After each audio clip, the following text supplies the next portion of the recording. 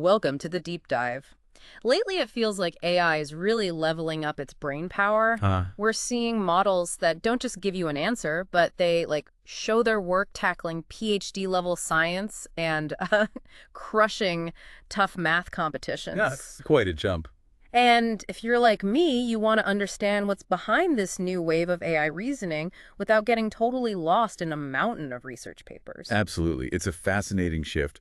We're moving beyond AI that simply, processes language to AI that can truly understand and solve complex problems. And that's exactly where we're heading today. We've got a fresh report from NVIDIA detailing their brand new Llama Nemotron series. Oh, the Nemotron series, right? Yeah, and these aren't just your run-of-the-mill language models. They're what NVIDIA is calling heterogeneous reasoning models. Heterogeneous reasoning, okay. We're talking 3 different sizes: Nano with 8 billion parameters, Super at 49 billion, and the massive Ultra at 253 billion. They just came out May 5th, 2025. Just released, yeah. And the big buzz is around their ability to reason and how efficiently they can actually operate. Plus, and this is huge, they're open for enterprise use.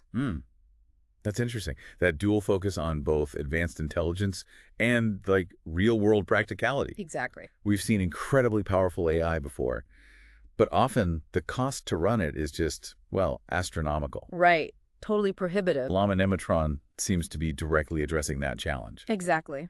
So our mission today is to figure out what makes Llama Nemotron stand out, especially its reasoning chops and its efficiency. What's under the hood, basically? Yeah, what are the key innovations here, and what could this mean down the line for the world of AI? Get ready for some surprising insights, because this report is, it's packed with them. Sounds good. Okay, let's dive in. This reasoning revolution they talk about, it's not just about making models bigger, right? No, that's correct. The report emphasizes a clear trend toward models capable of actual reasoning, which sets them apart from standard language models. Think about the detailed step-by-step explanations we've seen from models like OpenAI's O1 and DeepSeek R1, that chain of thought process. Where they explain their logic. Yeah, that's a hallmark of these reasoning models. It's like they're showing their work in math class. But the report also puts a lot of emphasis on something called inference efficiency. Why is that so critical right now? Inference efficiency. How fast and how cheaply a model can generate answers has become a central bottleneck for advanced AI. Oh, bottleneck. Okay. Yeah. As models gain the ability to reason, the complex calculations involved can consume significant resources. Yep. So if you want to integrate these models into real-world applications or build AI agents... Which is the goal, right? Exactly. Yeah. They need to be efficient in practice, not just powerful in theory. It's not just some, deployment detail anymore. It directly impacts whether these advanced capabilities are even usable. That makes perfect sense. The smartest AI in the lab isn't very helpful if it takes hours and a fortune to answer a single question. Now, here's where it gets really interesting. Llama Nemotron has this dynamic reasoning toggle. What's the story behind that? This is a genuinely innovative feature, I think. The Llama Nemotron models allow users to switch between a standard chat mode and a more thorough reasoning mode simply by using a system prompt. Just a prompt, like turn reasoning on. Pretty much. Detailed thinking on, or detailed thinking off. The clever part here is the flexibility it offers. Right, because not every question needs that deep dive. Exactly. Not every question requires a lengthy, reasoned response. For simpler queries, a quick answer is often better and, crucially, more efficient. This toggle gives users control over how the model approaches a problem, allowing for better resource management and ensuring the response fits the task. It's about putting the user in the driver's seat of the AI's cognitive process. Okay, I like that. This means you could potentially have a single AI assistant that handles both quick questions and complex problem solving without needing separate specialized models. That's a significant leap in practicality. So one model that can be both your quick-witted chat buddy and your deep-thinking problem solver just by flipping a software switch. That's pretty slick. It is. Now let's look at the Llama Nemotron family itself. Nano, Super, and Ultra. What should we know about each of them? Okay, so the family spans a range of sizes, from the relatively small Nano with 8 billion parameters up to the very large Ultra at 253 billion. Big range. Yeah, but the report highlights that size isn't the only factor. A key achievement they mention is that LN Ultra actually outperforms DeepSeek R1. The DeepSeek model known for reasoning. That's the one. LN Ultra outperforms it while being able to run on a single server with 8 H100 GPUs and achieving better inference speeds. Wow, hold on. It beats DeepSeek R1 and runs on less hardware and runs faster. Apparently so. That's a significant step forward in terms of accessibility and, cost That's effectiveness. huge. This efficiency breakthrough could really democratize access to top-tier AI reasoning, making it feasible for more organizations to actually deploy it. Wow, beating a top-tier model with less hardware, that's seriously impressive. And these models are built on the foundation of Llama 3, right? Yes, they're derived from the Llama 3.1 and Llama 3.3 architectures. They also have a very large context window, 128,000 tokens. Which is vital for those long reasoning chains. Exactly. Handling long chains of thought and intricate problems. And for the open source community listening, what's the deal with the licensing? Is it truly open? That's another important point. The entire Llama Nemotron series, LN Nano, LN Super, LN Ultra, and even a version called LN Ultra CPT is being released under the NVIDIA Open Model License Agreement. Okay, that's good news. And it's not just the models. NVIDIA is also making available the complete data set used for fine-tuning them and their training code bases. Nemo, Nemo Aligner, and Megatron LM. Wow, the full package. Yeah, this level of transparency and open access is a major contribution to AI research. Actually, Figure 1 in the report notes that as of April 2025, LN Ultra was considered the most intelligent open model by artificial analysis. The most intelligent open model. At that time, yeah.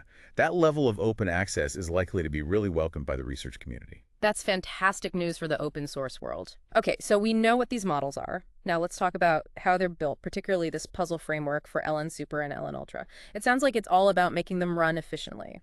Exactly. The puzzle framework is central to their strategy for optimizing how these models run in practice. It's a neural architecture search, a NAS framework. Yeah, that's right. Designed to take large language models and transform them into versions that are much more efficient on specific hardware, while crucially maintaining strong performance. Figure 3 in the report gives a helpful visual. Okay, I see it. Crafting the puzzle pieces and assembling the puzzle architecture sounds intriguing. What exactly are these puzzle pieces? Right, so the first step, crafting the puzzle pieces, involves taking a base Llama 3 model, either the 70B instruct for LN Super or the 405B instruct for LN Ultra, and applying something called blockwise local distillation. Blockwise local distillation. Okay. Think of it like tuning individual parts of an engine to be more efficient before putting the whole engine together. Ah, okay. Essentially, they train alternative versions of individual building blocks within the model. Each of these alternative blocks is trained independently, kind of in parallel, to mimic the function of the original block, but with improved computational properties. Like lower latency or less memory use. Exactly. Lower latency, reduced memory usage. This creates a library of blocks, each with its own trade-off between accuracy and efficiency. So some blocks are faster, but maybe slightly less accurate. Precisely. Some might be faster, but slightly less precise, while others are more accurate, but require more computation. The report highlights a couple of key types of these block variants that they found particularly effective. Like what? What kind of changes are they making to these blocks? Two key changes they found most effective were attention removal and using variable FFN dimensions. Attention removal. Does that just mean cutting out the attention mechanism? Pretty much exactly what it sounds like. Some blocks completely lead out the attention mechanism, which significantly cuts down on both computation and the memory needed for that KV cache. Ah, the KV cache, right. And variable FFN dimensions involve changing the size of the feed-forward network's intermediate layer by making it smaller, even down to just 10% of the original size in some cases. Wow, 10%. Yeah, they can achieve different levels of compression and, therefore, different accuracy efficiency profiles. While Puzzle can also explore other options like grouped query attention or linear alternatives. GQA and things like that. Right. But these two, attention removal and FFN compression, proved most impactful for LN Super and LN Ultra in terms of overall speed and memory savings. So it's like having a set of Lego bricks where each brick can do roughly the same job but has slightly different characteristics. Some are lighter, some are stronger, etc. That's a good analogy, yeah. Then the second step is putting these pieces together in the most efficient way. How does Puzzle do that assembling? The second step involves using a mixed integer programming solver, an MIP solver. Okay, MIP, optimization technique. Exactly. It's an optimization technique that takes the library of these alternative blocks and selects one block for each layer of the model. The selection process is guided by a set of rules or constraints that you define. Like what hardware you have. Yeah, the specific hardware you want to run it on, the maximum acceptable delay or latency, the total memory you have available, or the desired throughput, the speed of processing requests. Because Puzzle has all these different block options with their varying accuracy efficiency trade-offs, it can essentially find the best combination, the most efficient model configuration that still meets your performance requirements. So it finds the sweet spot. Exactly. Right. As the report points out, it allows users to precisely target any point on that accuracy efficiency Pareto frontier, which is incredibly useful for tailoring models to specific AI agents or deployment pipelines with strict resource limits. So you can really customize it. Yeah, instead of a one-size-fits-all approach, NVIDIA is offering tailored AI brains optimized for specific hardware and performance needs, which is kind of a game changer for deployment. That's a really smart way to approach it, not just making everything smaller, but intelligently choosing the right trade-offs for your specific needs. Now, for LN Ultra specifically, they mention FFN fusion as an additional compression technique. How does that work? Right, FFN fusion. So, building upon the architectural changes made by Puzzle, NVIDIA employed this other technique. It's designed to further reduce the sequential depth of the LN Ultra model and improve its inference speed. Reduce the depths or make it shallower. Effectively, yeah. What they observed is that after Puzzle removes some of the attention layers, the resulting architecture often contains sequences of consecutive feed-forward network blocks, FFN blocks. Just FFNs back to back. Exactly. FFN fusion identifies these sequences and replaces them with fewer but wider FFN layers. Fewer but wider. How does that help? The key benefit here is that these wider layers can perform a similar amount of computation, but can be executed more in parallel, reducing the total number of sequential steps required. Better parallelism. Precisely. This is particularly advantageous on systems with multiple GPUs, where the communication overhead between layers can be a bottleneck. By reducing the depth, you also reduce that communication overhead, leading to faster overall inference. So it's like streamlining the process by combining steps, especially when you have multiple processors working together. Makes sense. Let's talk about the real-world implications, these deployment constraints and efficiency targets they mentioned for LN Super and LN Ultra. What are the key numbers we should know? Okay, for LN Super, the main goal was to make it run efficiently on a single NVIDIA H100 GPU, a single card. Just one H100 for a 49B model. Yep. And using Puzzle, they achieved a remarkable 5x increase in throughput, the speed of processes requests, compared to the base Llama 3.370B instruct model at a batch size of 256. 5 times faster. 5 times, yeah. Even when you run the Llama 3.3 model in its most optimized configuration across multiple GPUs, an AP4 they mentioned, LN Super still provides at least a 2.17x advantage in throughput. Still more than twice as fast. Right. They also optimized it to work within the memory limits of that single H100 with an approximate limit of 300,000 cache tokens when using a lower precision format called FP8. Okay, so it can handle decent context on one GPU. Yeah, relatively long sequences or larger batches within the GPU's memory. That's a huge jump in efficiency for a model of that size. What about the more powerful LN Ultra? What were its targets? LN Ultra was designed to run on a full server equipped with 8 H100 GPUs. The initial target during the Puzzle architecture search was to achieve at least a 1.5x reduction in latency, the delay, compared to the very large Llama 3.1405B instruct model. 1.5x faster response time. That was the target. But after applying that FFN fusion technique we just discussed, they actually achieved an even better 1.71x improvement in latency. Even better. Nice.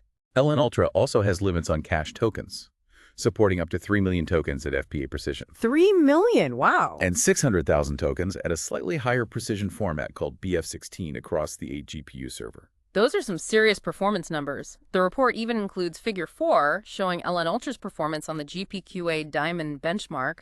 That tests tough science questions, right? Yeah, GPQA Diamond. Figure 4 is quite revealing. It plots the accuracy on that benchmark against the throughput in 2 different test scenarios. And what does it show? What's striking is that LN Ultra consistently outperforms both DeepSeek R1 and the Llama 3.1405B model in both accuracy and efficiency across these different measurements. Better accuracy and faster. Exactly. It really positions LN Ultra as a superior choice on that accuracy throughput curve. You're getting better results and faster processing. And get this. Yeah. The figure footnote mentions the DeepSeek R1 was actually running on more powerful H200 GPUs compared to LN Ultra and Llama 3.1's H100s. So LN Ultra did better, even though it was running on less powerful hardware. That's what the data suggests. A significant advantage. Absolutely. Now, after all this clever architecture optimization with Puzzle, they mention post-NAS training. This involves knowledge distillation and continued pre-training. Why is this step necessary? Weren't the models good enough after puzzle? Well, this post-NAS training is essential for a couple of key reasons. First, those blockwise substitutions performed by puzzle can sometimes create minor inconsistencies between the different layers in the model. Oh, okay. Knowledge distillation, where the smaller optimized model is trained to mimic the behavior of the larger original model in this case.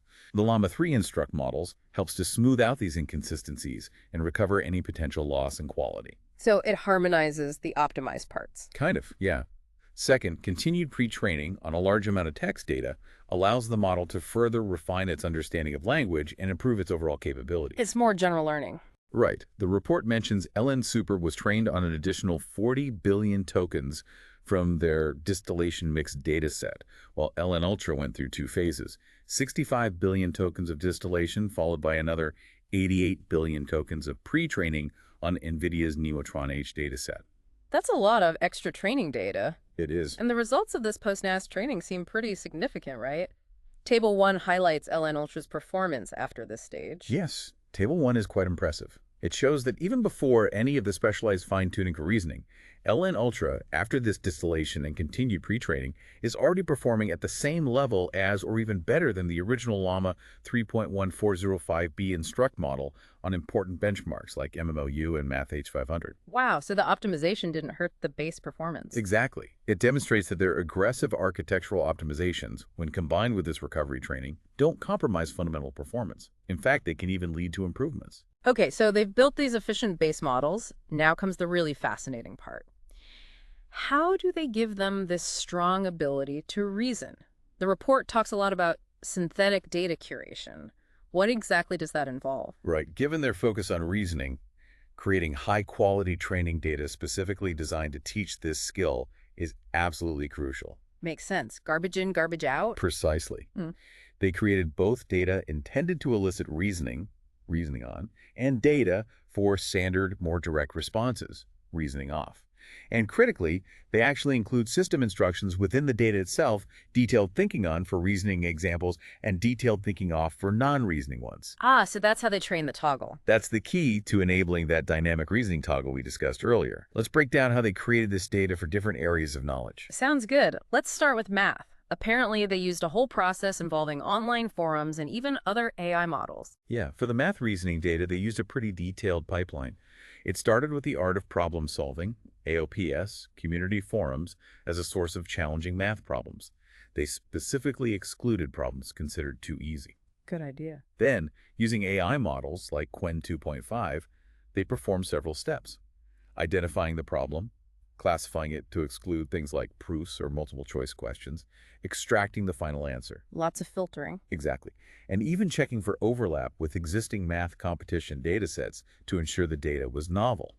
For generating the actual solutions, the reasoning part, they prompted DeepSeek R1 to produce detailed, step-by-step solutions. Reasoning. Using the strong reasoner as a teacher. Right. And Qwen 2.5 math to generate more direct, less verbose solutions, non-reasoning. Finally, they automatically checked if these generated solutions arrived at the correct answer to filter for quality. Auto-checking the math. Nice. And they even mentioned that all the instructions, the prompts, and software scripts for this entire process are being made available in their Nemo Skills Toolkit. That's great for reproducibility. Yeah, it sounds like they invested significant resources in ensuring the quality of their training data. That's incredibly thorough. What about code? How did they create reasoning data for programming tasks? The code reasoning dataset involved a similar multi-stage process: finding questions, generating solutions, and then carefully checking those solutions. They collected nearly 30,000 unique competitive programming questions from various sources like Taco, APPS, code contests, and code forces. Standard coding challenge sites. Right, after carefully removing any duplicates. They also did extensive checks to make sure these questions weren't already present in existing coding benchmarks, using AI to compare the meaning of the questions. Decontamination is key. Very important. For generating solutions, they used DeepSeek R1 again to create multiple solutions for each question, mainly in Python, and even some in C++ drafts. They specifically asked the model to include its reasoning steps within special think tags. Ah, the think tags again. Yep. The checking stage involved making sure these reasoning steps were present, extracting the actual code, removing any examples where code appeared within the reasoning, Oh, interesting constraint. and making sure the code was syntactically correct. This resulted in a large dataset of around 488,000 Python examples. Almost 500,000 examples. And interestingly, they found that unlike some studies suggesting smaller datasets might be enough for reasoning, especially in math, having a large amount of data was crucial for achieving high performance on coding benchmarks. Their experiments showed continuous improvement as they increased the dataset size. That highlights how the needs for training data can differ depending on the specific task, doesn't it? Absolutely. Domain matters. Now, what about scientific reasoning? How did they tackle that? For science, they put together a mix of open-ended and multiple-choice questions from sources like Stack Overflow, and also created new multiple-choice questions using AI. Generating questions with AI. Yeah, for this AI-driven generation, they defined a wide range of academic topics and subtopics using their Nemotron 4 340B instruct model, and then prompted Qwen 2.5 models to generate MCQs based on the topic, subtopic, and difficulty level. Controlling the generation. Nice. These questions were also checked to make sure they followed the correct format and were then expanded by generating different versions of the original questions. Just like with math and code, they checked for overlap with major science benchmarks like GPQA and MMLU. More decontamination. Always. For generating solutions, they again used DeepSeek-R1 to produce reasoning steps, and for questions without known correct answers, they used multiple generated solutions and essentially voted on the most likely correct one. Majority voting for answers. Okay. And for more general, everyday reasoning, how did they source data for that? For general knowledge, they followed a similar approach to what they used for Nemotron 4. They created new instructions, prompts covering various tasks like answering open and closed questions, extracting information, brainstorming. Common LLM tasks. Exactly.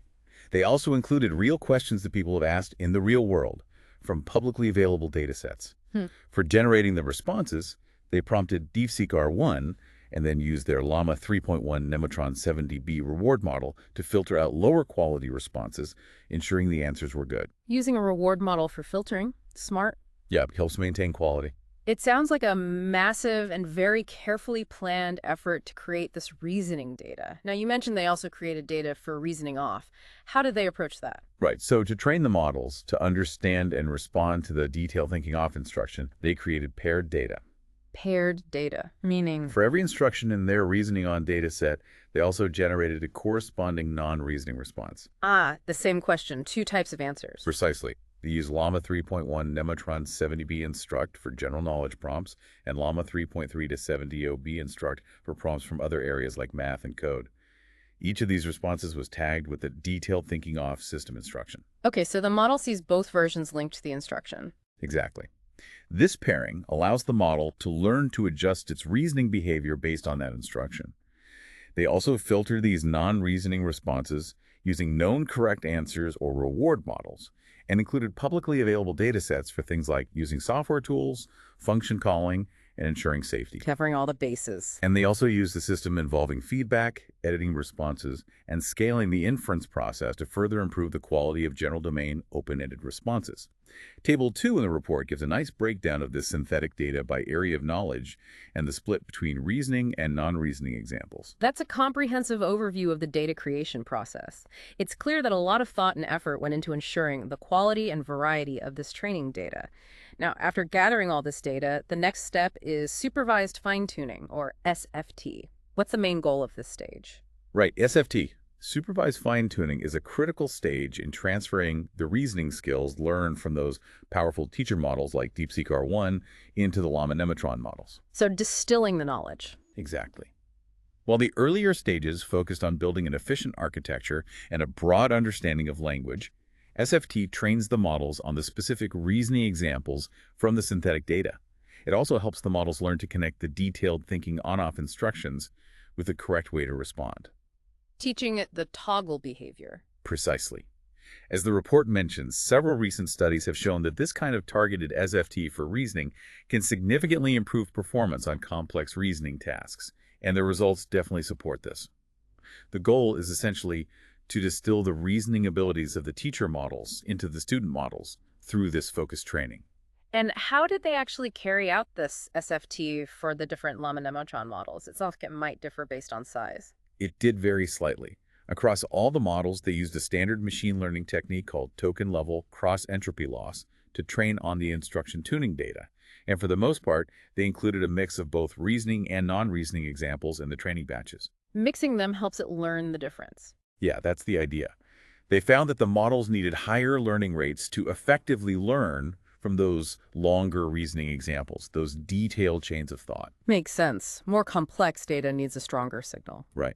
For LN Nano, the smallest one, they used a three-stage SFT process. First, they trained exclusively on reasoning data for a few rounds. Why only reasoning first? To prevent the model from getting stuck in repetitive non-reasoning responses initially.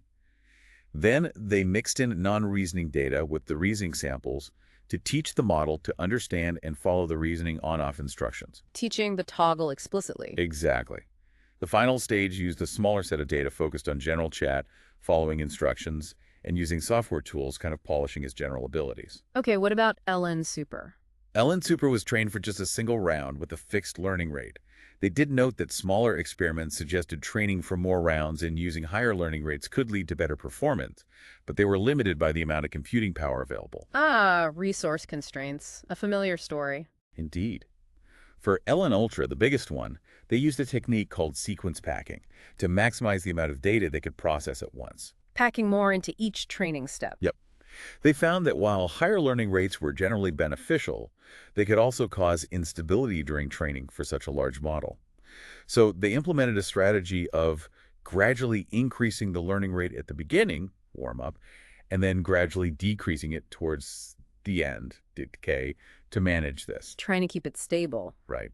They even encountered some issues during training, like gradient explosions that required them to restart the process with some settings reset. It sounds like fine-tuning a model of that scale is a really delicate balancing act. It absolutely is. Tiny changes can have big effects. Now, LN Ultra took it a step further with reinforcement learning for reasoning. Why did they use RL specifically for this model? SFT wasn't enough. Well, as the report explains, while supervised fine-tuning is great for learning from a teacher model, it can only take the student so far. It learns to imitate the teacher. Right, it caps out at the teacher's level. Exactly. LN Ultra could get close to DeepSeek R1's performance through SFT, but to actually surpass it, they turned to large-scale reinforcement learning. RL allows the model to learn and improve through a process of trial and error and self-correction. Learning from its own mistakes, essentially? Kind of, yeah. Potentially exceeding the capabilities of the initial training data. Interestingly, their initial experiments suggested that applying RL to the smaller models, Nano and Super, didn't provide the same level of benefits compared to simply learning from the teacher data via SFT. So RL wasn't worth it for the smaller ones? Apparently not as much, or perhaps the cost benefit wasn't there. So due to the immense computing resources required for RL at this scale, they focused their reasoning RL efforts solely on LN Ultra. Makes sense to focus the big guns where they'll have the most impact. And they used a specific algorithm called Group Relative Policy Optimization, or GRPO. How did they set up the RL training for LN Ultra? Okay, GRPO. They used a set of 72 initial instructions or prompts and had the model generate 16 different responses for each during the training process. 16 attempts per question. Yeah, exploring different possibilities. They trained with a global batch size of 576 and updated the model's parameters twice for each set of generated responses, continuing the training until the model's performance on reasoning tasks plateaued. Didn't improve much further. Okay. Figure 5 in the report actually shows how LN Ultra's accuracy on the GPQA Diamond benchmark improved throughout this RL training. It's a clear upward trend. I bet that took a lot of compute. Oh, yeah. The entire process was extremely computationally demanding, requiring approximately 140,000 hours of training on NVIDIA's powerful H100 GPUs. Wow, 140,000 H100 hours. That's a massive investment of computing power. It really is. It shows the scale we're operating at now. What kind of rewards did they use to guide the RL process? How did it know if it was doing well? They used two main types of rewards. First, accuracy rewards. For this, they used the Llama 3.370B instruct model to judge whether the answer generated by the RL policy, the model being trained, matched the correct answer for each training example. Using another strong LLM as a judge for correctness. Exactly.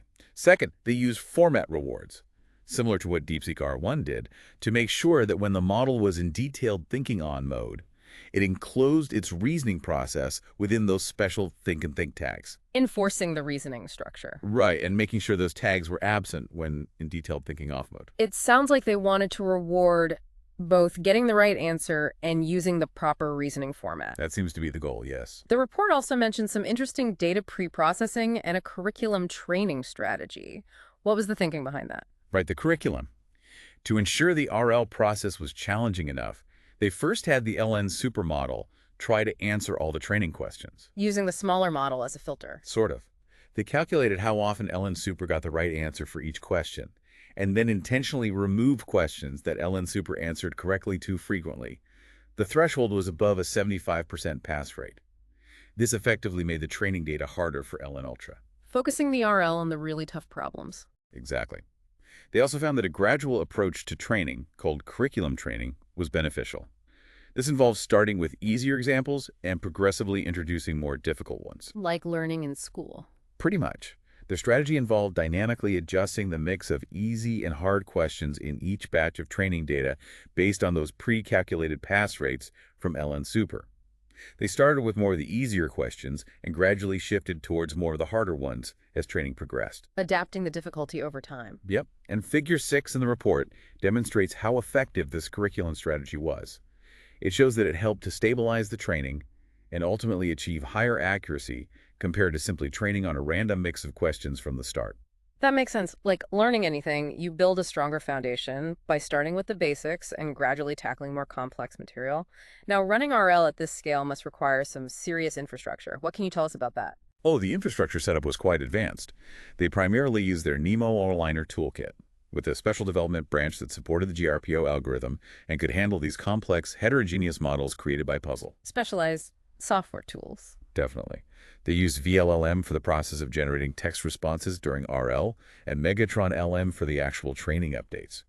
And interestingly, they actually ran both the text generation and the model training on the same set of GPUs. Generation and training on the same hardware simultaneously. Yes, a total of 72 servers, each equipped with 8 H100 GPUs, co-locating them. They employed a sophisticated strategy for distributing the workload across these GPUs, including different types of parallelism tensor, sequence, context, pipeline, data parallelism for training, and a slightly different setup for text generation. That's a lot of interconnected technology. The report even dedicates a section to how they manage the memory and optimize the system. Why was that such a significant challenge? Seems like they had plenty of GPUs. Well, managing memory became a major hurdle because these massive training jobs were running in a shared computing environment.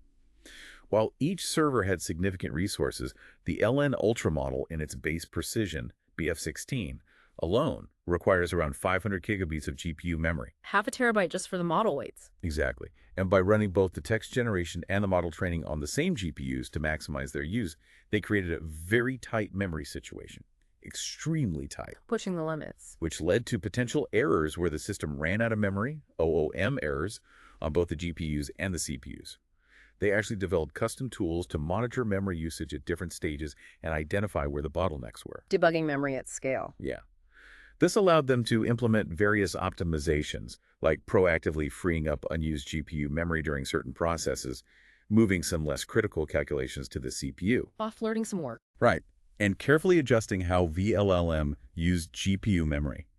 They even had to fine-tune how the work was divided across the GPUs, the pipeline parallelism specifically, to avoid memory issues while keeping the communication between them efficient. Ultimately, they found a specific configuration, a pipeline parallelism of 18, they mentioned, that allowed them to achieve over 90% GPU utilization without crashing due to memory overload. It sounds like a real feat of engineering just to get the training to run smoothly. A lot of trial and error, I imagine. Absolutely. A huge systems challenge. And they also talk about FP8 inference generation. What's the significance of that? Another optimization. Yes, another key optimization. They identified the text generation stage, the part handled by VLLM, as a major time consumer in the RL loop. The bottleneck in the RL process. One of the big ones. To speed this up, they implemented a feature in VLLM that allows it to perform the core calculations, the matrix multiplications or GMs, using a lower precision format called 8-bit floating point FP8. Using even lower precision for speed. Right, using scaling factors to maintain accuracy. They developed special software, custom weight loaders to handle the conversion of the model's internal weights from the original higher precision format, BF16, to FP8 right at the moment of text generation. On-the-fly conversion. Exactly. Since VLLM doesn't directly support initializing weights in FP8, they also use a technique called meta-weight initialization to avoid having to load the entire large model into GPU memory in its original format first. Clever workaround. And the results. The results were very good. They observed a peak text generation speed of 32 tokens per second for each GPU and each prompt, which is a 1.8x speedup compared to using the original BF16 precision. Almost twice as fast. Yeah. They also noted that this reduction in memory usage allowed them to re-enable a VLLM optimization feature called CUDA graph, leading to further speed improvements.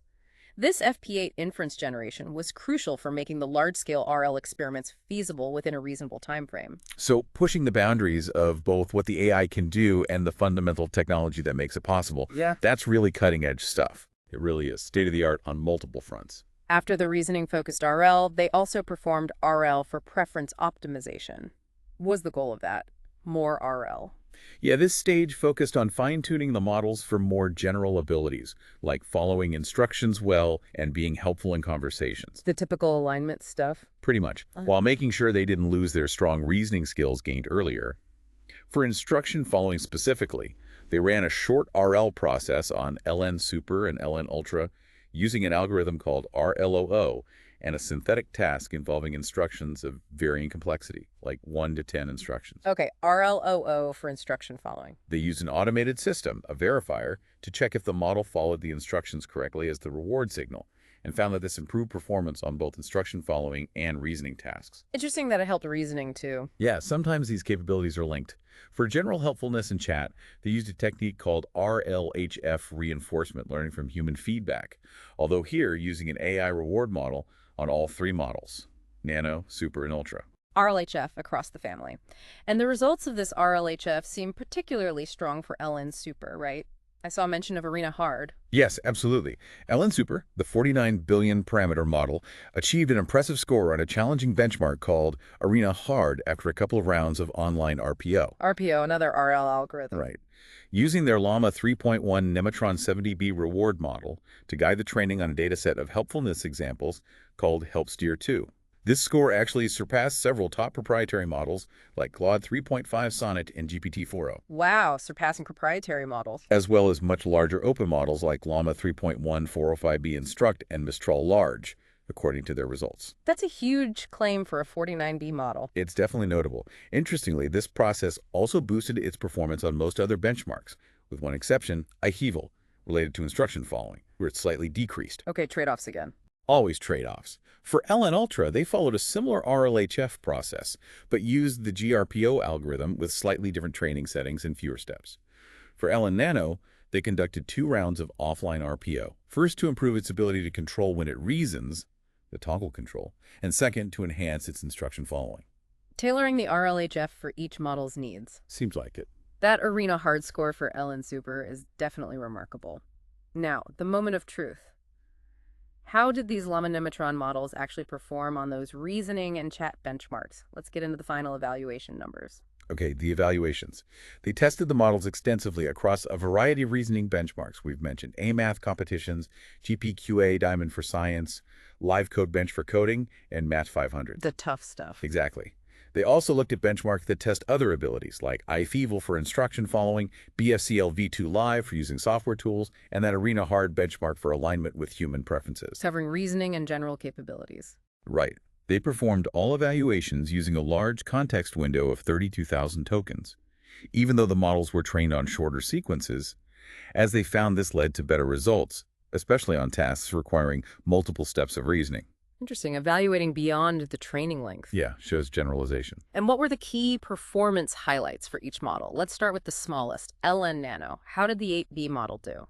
Despite its small size, Table 3 shows that LN Nano achieved strong performance on all the reasoning benchmarks, including the very difficult AMP25-I and Live Code Bench. Strong reasoning from an 8B model. Quite strong, yeah. This really demonstrates the effectiveness of their supervised fine-tuning process and the carefully curated reasoning datasets in teaching complex reasoning skills, even to a compact model.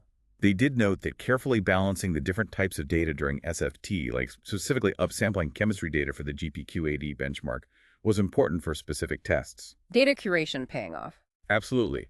The preference optimization stages, the RPO, were mainly aimed at improving its ability to follow instructions accurately on iFeval. That's impressive for an 8 billion parameter model. What about LN Super, the 49B? Okay, LN Super. Table 4 shows that it performed very competitively against other models of similar size, like 70B models, on both reasoning and general tasks. Punching above its weight class? Seems like it. When not specifically instructed to reason step by step, the reasoning off mode, it performs similarly to the Llama 3.372B model it was based on. However, when instructed to engage in detailed reasoning, the reasoning on mode, it outperformed its peers, showing strong reasoning capabilities without significantly sacrificing its ability to follow instructions. So the toggle works well in practice. Apparently so. They did observe that focusing heavily on reasoning during SFT initially led to a slight dip in its iFeval score, the instruction following score. The trade-off we mentioned. Exactly. Which they then recovered through that dedicated RL training run focused on instruction following. They also noted a trade-off between excelling at instruction following and having natural conversational abilities, which led them to explore combining different versions of the model, although they didn't ultimately adopt that for all models. Interesting, merging checkpoints. Yeah. The one area where LN Super didn't perform as well was on Live Code Bench, which they believe was due to using an older version of the training data during its SFT phase, an artifact of the training process. Okay, so a very capable and versatile model in that mid-range size, maybe with a slight weakness on that specific code benchmark version.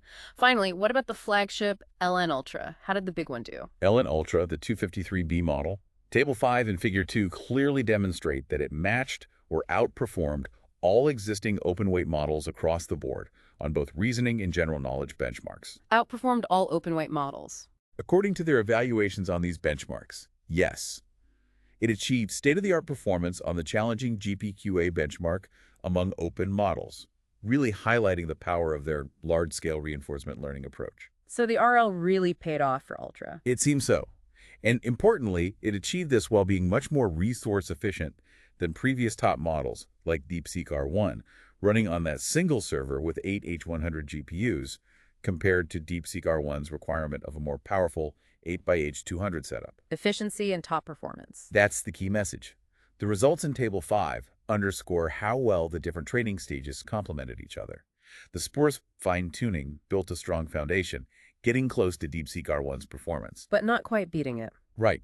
But the reinforcement learning stage was crucial for surpassing it, especially on the demanding GPQA benchmark. They also observed a relationship between how much SFT training they did and the subsequent success of the RL, suggesting there's an optimal balance. It sounds like LN Ultra has really set a new benchmark for open-weight reasoning models. They also evaluated the models on their ability to judge the quality of AI responses using a benchmark called Judge Bench. What did they find there? Yes, Judge Bench. This was an interesting test of how well the models could act as an AI judge, distinguishing between high-quality and low-quality responses in scenarios they hadn't specifically been trained on, an out-of-distribution task. Interesting generalization. Exactly. Table 6 shows that both LN Super and LN Ultra outperformed top proprietary models like O1 Preview and O1 Mini, as well as DeepSeek R1 in this judging task. Better judges than other top models. On this specific benchmark, yes. LN Ultra emerged as the best open-source judge model tested, only performing slightly behind the larger proprietary O3 Mini High, and LN Super also outperformed O1 Mini.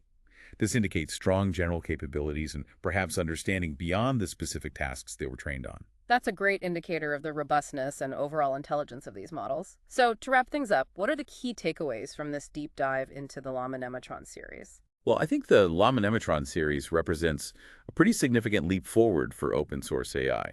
They've achieved exceptional reasoning capabilities, demonstrated really impressive efficiency in how they can be run. Through things like Puzzle and FFN Fusion. Exactly. Innovations like the Puzzle framework and FFN Fusion. And, crucially, they've made these powerful models available under an open license. Their performance across a wide range of tests is strong, with LN Ultra even outperforming state-of-the-art models in certain areas while being much more resource efficient. And a couple of really fascinating points stand out for me. That reasoning toggle offers a completely new level of control for users, which is super interesting. Yeah, that dynamic control is novel. And the advancements in the underlying technology for training and running these models, particularly the FP8 inference work, were absolutely crucial in making those large-scale RL experiments even possible. Absolutely. Those infrastructure and optimization efforts were fundamental. These advancements provide a more accessible and powerful set of tools for anyone looking to leverage advanced AI reasoning in their own projects and research. So here's something to really think about as we finish. With open source reasoning models reaching this level of capability and efficiency, what new applications and innovations are we going to see emerge in the coming years? That's the big question, isn't it? And how will the ability to dynamically control when an AI reasons deeply impact those applications? I definitely encourage you, our listeners, to explore the released models, datasets, and code further if you're interested. It really feels like we're on the verge of some truly transformative developments in the world of AI. Exciting times. Definitely. Thanks for joining us on this deep dive.